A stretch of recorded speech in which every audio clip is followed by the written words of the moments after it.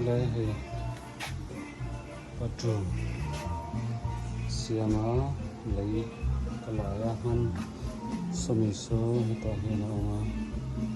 sumi so ta hiện ông sole so so ta ngầm đạp anh hi stain shower tu nó hiện anh thar lắc cái bộ ta shower so cái nó thì có off position là cái đó hay có on đấy à cái gì cái đó từ lại trong hiện nó off thôi á cho nên in anh nhá toilet flush này cái thuốc là cho nên thì supply lại nhá anh hơi làm hết tùy vào anh nhá hay hết tùy luôn sau ra tới phố sẽ đã cho hơi làm hết tùy vào tận nhá vậy làm hết vậy làm anh nhá sau làm trắng em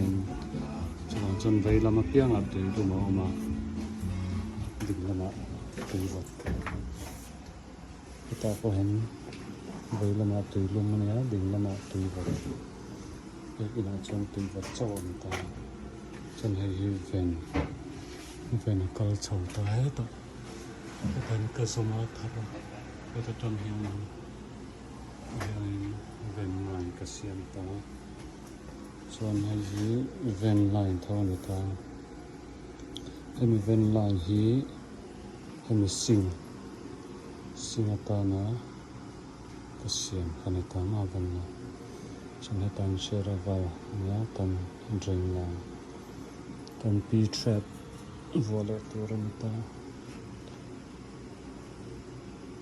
yang về sulia ini soalan tùy lại hiện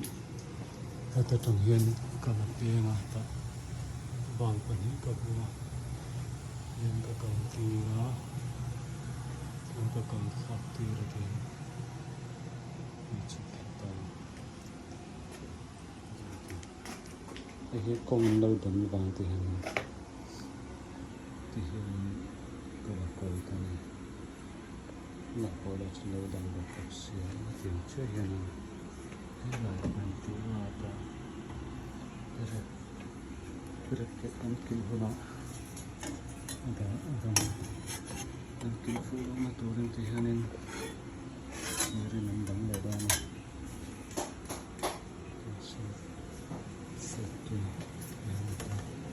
electric board lâu electric hết cho mình electrician của người ta plan về cái nào về này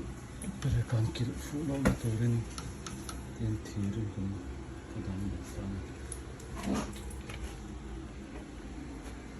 sao cái cả bây giờ thuộc đâu bằng hai đầu từ là không hai mà sẽ làm sao cầu vượt hỗ trợ sẽ làm sao kỹ tiền hay bằng mình vừa rồi chưa của mình thì không này sau bằng cái lần vừa rồi tới